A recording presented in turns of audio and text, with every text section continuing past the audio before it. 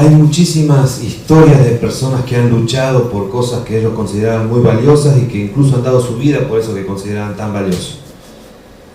Se cuenta, por ejemplo, la historia de aquel primer corredor que se llamaba Filipides. Primer corredor en el sentido de que fue el que corrió la distancia que hoy llamamos maratón. En realidad maratón era una extensión, un lugar. Y este soldado corre para llevar la buena noticia de que su ejército iba venciendo y era necesario que el otro ejército escuchara esa noticia para poder apoyar a este ejército.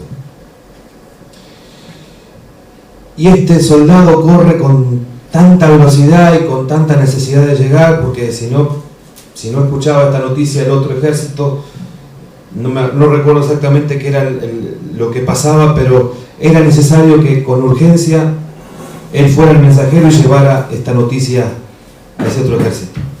Corrió con tanta fuerza, con tanta energía, que cuando llegó lo único que pudo decir fue: alegraos, vencemos, y ahí murió. Después de haber corrido esos 42 kilómetros, y en honor a él es que se supone, esto es una leyenda, se hace la carrera de los maratones hoy en día, que tiene esa distancia, esa extensión, ¿no? 42 kilómetros. Hay otros muchísimos ejemplos de personas, podemos mencionar Gandhi, Mandela, Martin Luther King, gente que dio su vida por lo que consideraba era importante. En el pasaje que vamos a ver hoy, Pablo también nos va a hacer reflexionar sobre eso. Hay 9 elementos que él considera sumamente importantes, que van a dar vida a la iglesia y que van a tener los hermanos de la iglesia que luchar por mantener vivas estos 9 elementos que vamos a estar mencionando. Todo esto se va a encontrar en el libro de Colosenses, en el capítulo 2 y en los versículos que van desde el 1 hasta el 5. En Colosenses 2, 1 al 5 dice así: porque quiero que sepáis cuán gran lucha sostengo por vosotros y por los que están en la Odisea y por todos los que nunca han visto mi rostro, para que sean consolados sus corazones, unidos en amor, hasta alcanzar todas las riquezas de pleno entendimiento, a fin de conocer el misterio de Dios el Padre y de Cristo, en quien están escondidos todos los tesoros de la sabiduría y del conocimiento. Y esto lo digo para que nadie os engañe con palabras persuasivas, porque aunque estoy ausente en cuerpo, no obstante, en espíritu estoy con vosotros, gozándome y mirando vuestro buen orden y la firmeza de vuestra fe en Cristo. Hay 9 elementos que vamos a obtener de esta lectura y que van a servirnos para pensar nuestra fe. El primero que podemos mencionar es este que se encuentra en el versículo 1. Porque quiero que sepáis cuán gran lucha sostengo por vosotros. La lucha que Pablo está teniendo es porque ve que aquellas iglesias que él ha conocido, e incluso estas que no ha conocido, están siendo víctimas de personas que están enseñando otro mensaje, un mensaje diferente al del Evangelio. Y la lucha que él está sosteniendo no es lucha de brazo armado, no es lucha militar, es una lucha espiritual. ¿Y de qué forma la está desarrollando? Sin duda que podemos hablar que el escribir esta carta es una forma en la que él está peleando y está combatiendo contra toda aquella falsa enseñanza. Pero el punto que me quiero referir es que él está teniendo para con sus hermanos lo que se llama oración intercesora. Él está orando por los hermanos. Él está pensando en ellos y rogando a Dios que en ellos se desarrollen las 8 cosas que vamos a ver a continuación. Y esta es la primera. Es necesario que nosotros desarrollemos por el resto de nuestros hermanos este modelo de oración intercesora que Pablo hace. En Daniel 9, del 1 al 19, hay un ejemplo de qué sería una oración intercesora. Rápidamente les voy a mencionar los puntos, después voy a mandar al grupo esta hojita, si la pueden ver ustedes más en detalle. Pero básicamente una oración intercesora es una oración que hacemos por otras personas. En este caso es Pablo que está orando por sus hermanos, en este caso serían nosotros que tendríamos que estar orando por nuestros hermanos todo el tiempo. Y básicamente esta oración va a estar fundamentada en la palabra. En aquel ejemplo que les citaba de Daniel, Daniel dice: en el año primero de su reinado, yo, Daniel, miré atentamente en los libros el número de los años que habló Jehová al profeta Jeremías, que habían de cumplirse las desolaciones de Jerusalén en 70 años. En respuesta a esa profecía que está escrita en la palabra de Dios, es que Daniel comienza a orar por su pueblo. ¿Y cómo va a orar por su pueblo? Lo va a hacer con mucho fervor. Y volví mi rostro a Dios el Señor, buscándole en oración y ruego, en ayuno, en cilicio y en ceniza. No es una oración que él va a hacer por sí mismo, la va a hacer por los otros. Y oré a Jehová mi Dios e hice confesión diciendo: ahora, Señor Dios grande, digno de ser temido, que guardas el pacto y la misericordia con los que te aman y guardan tus mandamientos. Es sin ningún tipo de egoísmo que él se va a identificar con aquellos que son pecadores, con el pueblo de Dios que a veces peca. Y va a decir así: hemos pecado, hemos cometido iniquidad, hemos hecho impíamente y hemos sido rebeldes, y nos hemos apartado de tus mandamientos y de tus ordenanzas. Y después, en los versículos que van a ir del 5 al 15, va a intensificar esa confesión y va a decir, entre otras cosas, que lo que les está pasando es fruto de que ellos se han desviado de Dios, se han alejado del Señor, y que es justo lo que les está pasando. Pero después va a decir y va a rogar para que el Señor tenga misericordia de él y de su pueblo. Y toda esta oración que él está haciendo tiene como meta la gloria de Dios. Dice al final del versículo 19: oye, oh Señor, perdona, presta oído, Señor, y hazlo, no tardes, por amor de ti mismo, Dios mío, porque tu nombre es invocado sobre tu ciudad y sobre tu pueblo. Esto es anterior a que comience los cautivos a ser liberados, y es la oración que Daniel eleva a Dios para que Dios tenga misericordia y aquellos que están en cautividad puedan ser liberados. Él lo hace entonces, decíamos, y tiene que ser un modelo para nosotros, en respuesta a la palabra. ¿Qué palabra nos dice a nosotros que tenemos que orar por nuestros hermanos? Hay muchas, ¿no es cierto? Orad los unos por los otros, dice en el lugar, en Santiago. ¿Cómo debemos hacerlo? Con fervor, buscando al Señor en serio. No es por nosotros mismos, es por los otros. También nosotros en esa oración confesamos y nos identificamos con el pecado colectivo, el pecado de todos. Es una oración que la hacemos teniendo como meta que Dios sea glorificado. Es lo que Pablo está haciendo acá, pero ¿por qué está orando Pablo? ¿Qué cosas quiere? Y él sabe que van a contribuir a la edificación de su iglesia. La primera cosa es la que se encuentra en la primera parte del versículo 2. Para que sean consolados sus corazones. En otras versiones dice para que sean animados sus corazones. Este primer elemento por el cual Pablo va a orar es porque en la iglesia no falte el ánimo. Pensemos un poquito, ¿qué otra cosa destruye las vidas de a poquito y el cristiano a veces ni se da cuenta? Si no es el desánimo. El desánimo nos va arrastrando. Por eso Pablo, que sabía de atravesar situaciones de desánimo, ora para que la congregación, esa congregación y todas las congregaciones de la historia, nunca nos falte el ánimo para seguir a Cristo. Hay otros hombres que experimentaron desánimo: Elías, Moisés, Job, David. Por ejemplo, Jeremías dice en un versículo, en el capítulo 20, 17, 18: ¿por qué no me mató en el vientre y mi madre me hubiera sido mi sepulcro? y su vientre embarazado para siempre. ¿Para qué salí del vientre? Para ver trabajo y dolor, y que mis días se gastaran en afrenta. Fíjense lo que el profeta Jeremías está diciendo. Es terrible la imagen que él presenta. De sufrimiento, de profundo desánimo. Pero si nosotros nos enfocamos solamente en aquello que en la iglesia pareciera que no va a cambiar, que no está como desearíamos que fuera, si no solo nos enfocamos en eso, el desánimo con seguridad va a venir. En cambio, tenemos que enfocarnos en dos elementos que son importantes: el gozo y la esperanza.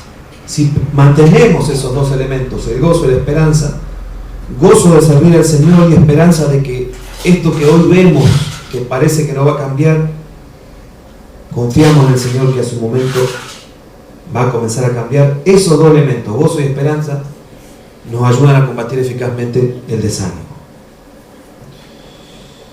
También, como dice 1 Tesalonicenses 5:11, y dice así: por lo cual, animaos unos a otros y edificaos unos a otros, así como lo hacéis.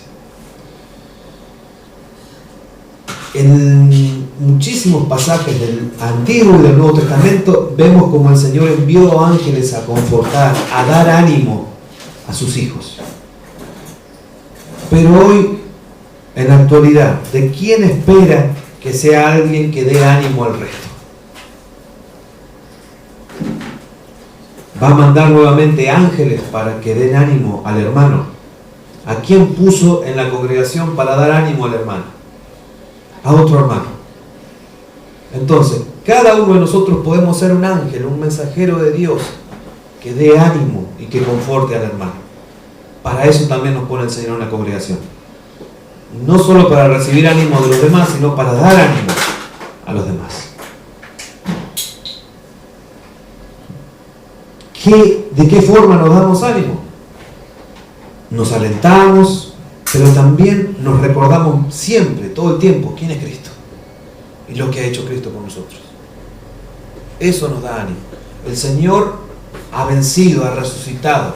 Él es el Señor soberano que está en control de todo. El segundo elemento por el cual está orando Pablo es el que dice unidos en amor. Además del ánimo, para que la iglesia funcione necesita unidad. Unidos en amor.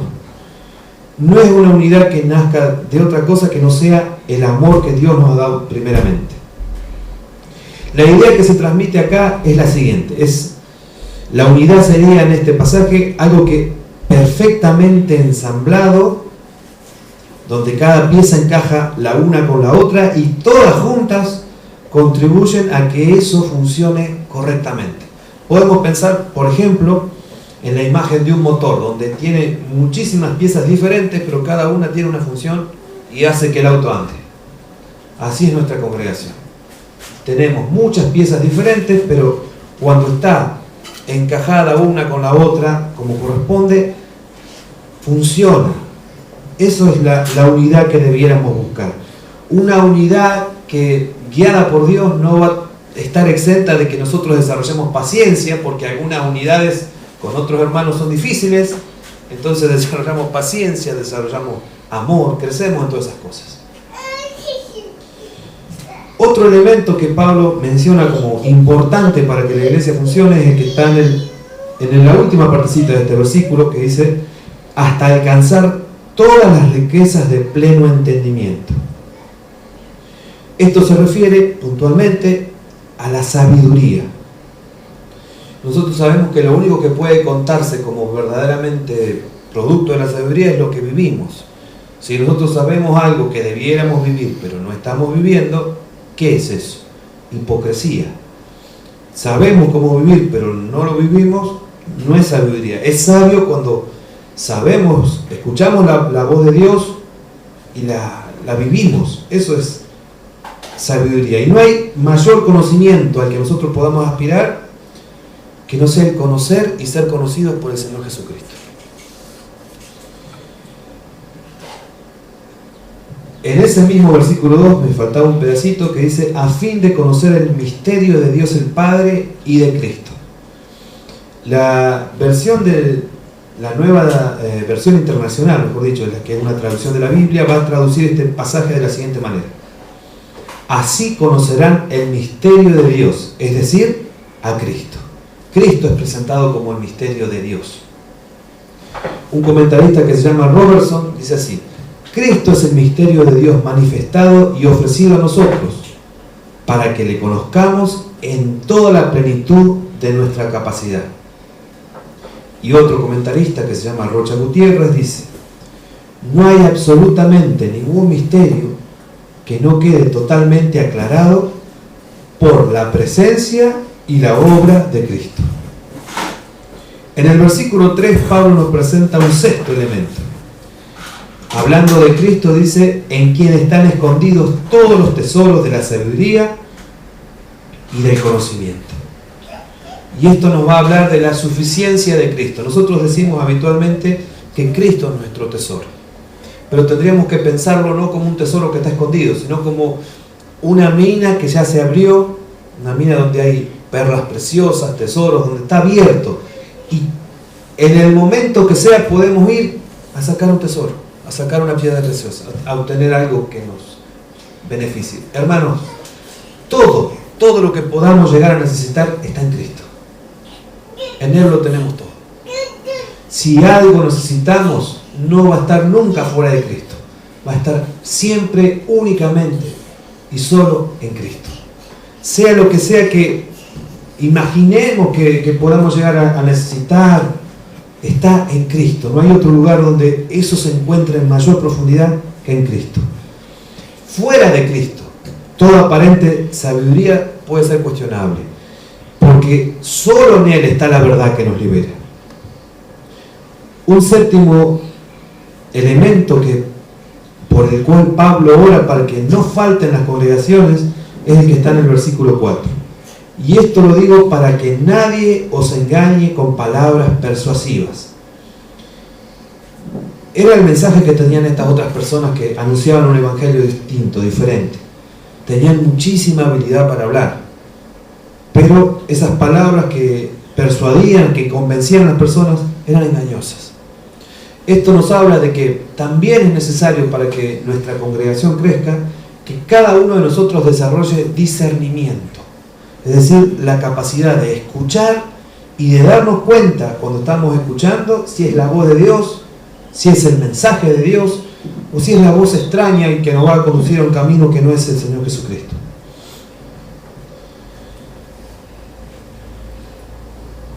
El discernimiento lo que nos da es dirección, nos dice para dónde tendríamos que ir. El Espíritu Santo nos da la fuerza para ir, pero el discernimiento, que es también un regalo que el Señor nos da, es para poder saber a dónde avanzar. ¿Cómo se desarrolla este discernimiento? Familiaridad con la palabra de Dios. Aprender a escuchar la voz del buen pastor en su palabra. En el versículo 5 hay una felicitación que hace allí al final del versículo Pablo, y que tiene que ver con el buen orden que él considera en el que vive la iglesia de Colosas, y Dios quiere a nosotros también podamos vivir. Este buen orden no es otra cosa que el caminar en la disciplina del Señor Jesucristo, es caminar siguiendo los pasos del Señor. Si alguno voluntariamente, por negligencia o porque no supo, pecó, cometió algo que ofendió al hermano o que ofendió al Señor, siempre lo que ofende al hermano en definitiva ofende al Señor, es necesario que lo confiese, y de esa forma va a ser restaurado esa disciplina. La imagen que nos está presentando Pablo es como si fuera, si la podemos imaginar un segundito, viene del mundo militar esta imagen, ¿no? E imaginemos por un momento los soldados todos alineados en fila, ¿sí? Eso es el buen orden. Están todos alineados. Nosotros, cuando estamos en disciplina, es decir, cuando estamos caminando correctamente con el Señor, estamos alineados tras el gran capitán que es el Señor Jesucristo. Cuando estamos en esa línea que es su camino, Ahí estamos, en este buen orden del que habla Pablo. Es necesario que nosotros nos revisemos todo el tiempo, a ver si estamos caminando en ese buen orden. También es útil recordar que la meta de nuestro ejército, porque nos presenta ahí como un ejército, no es matar a los que se cayeron, sino restaurarlos, ayudarlos a que se levanten, llevándolos al médico que sana toda dolencia y que limpia todo pecado, que es el Señor Jesucristo. También nos felicita en el versículo 5 por la firmeza, dice ahí. Esa firmeza no es otra cosa que la solidez que todo cristiano y que toda iglesia debía desarrollar. Esto no es otra cosa que no sea el resultado de una vida caminando con el Señor Jesucristo. La imagen es de alguien que se entrega completamente al Señor y tiene que ver con esto. La solidez, la firmeza, la manera en la que un ejército se para frente a una batalla. No se prepara un ejército, si viene el enemigo se quedan todos relajados, durmiendo y viendo qué pasa. Y en esa época más todavía tenían como un sistema de los soldados se ponían uno codo con el otro, se ponían los escudos, los que estaban adelante, los que estaban atrás ponían otro escudo arriba, todos se protegían y avanzaban. Y era codo con codo peleando juntos. Y nadie estaba, no voy porque me puede lastimar el enemigo, o mejor veo qué pasa, si son muchos aquellos especulando. No, estaban todos luchando y haciendo fuerza juntos.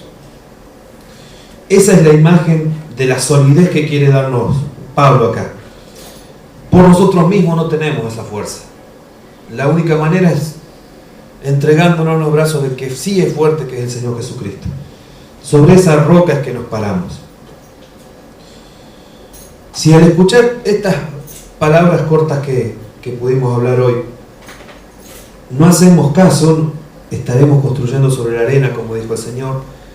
Y en cambio, si comenzamos a pensar, si estamos así de sólidos, si estamos caminando como debiéramos en esa disciplina que el Señor nos marca, si estamos trabajando en desarrollar en nosotros ánimo, pero también en los demás ánimo, si estamos desarrollando discernimiento, si estamos desarrollando todas estas cosas que vimos,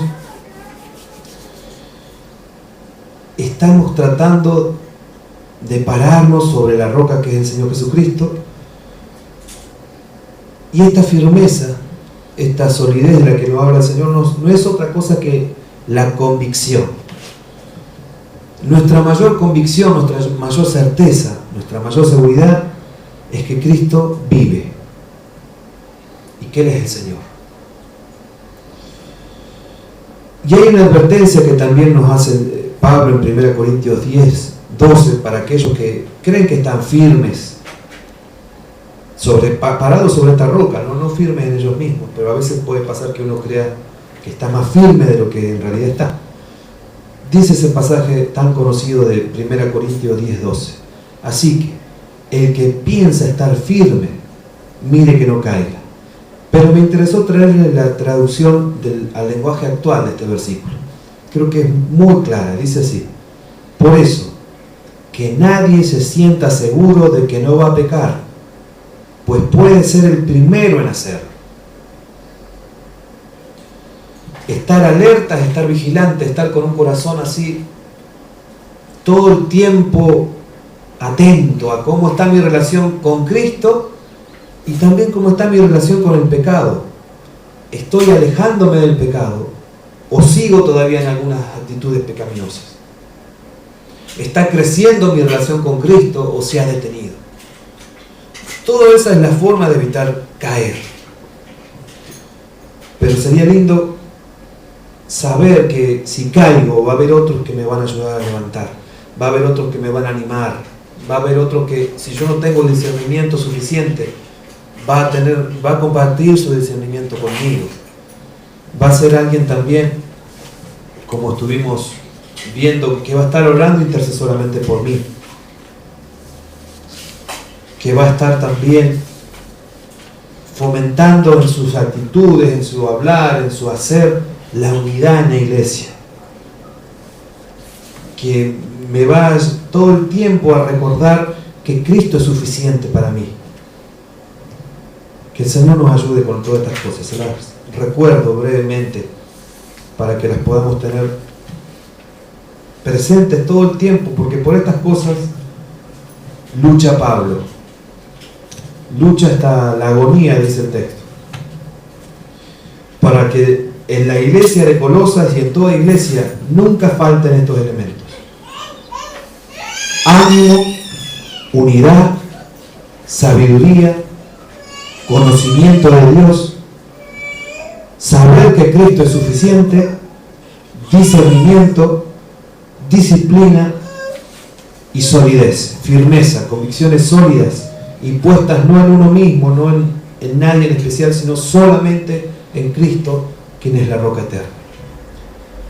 Señor, quisiéramos darte gracias por tu palabra y rogar que nos ayude, Señor, si no estamos desarrollando estas cosas en nuestra vida.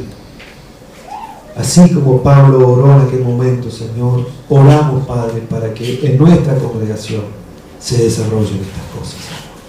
Las necesitamos para crecer, Padre. Son realmente el alimento que nos van a ayudar a crecer, Padre.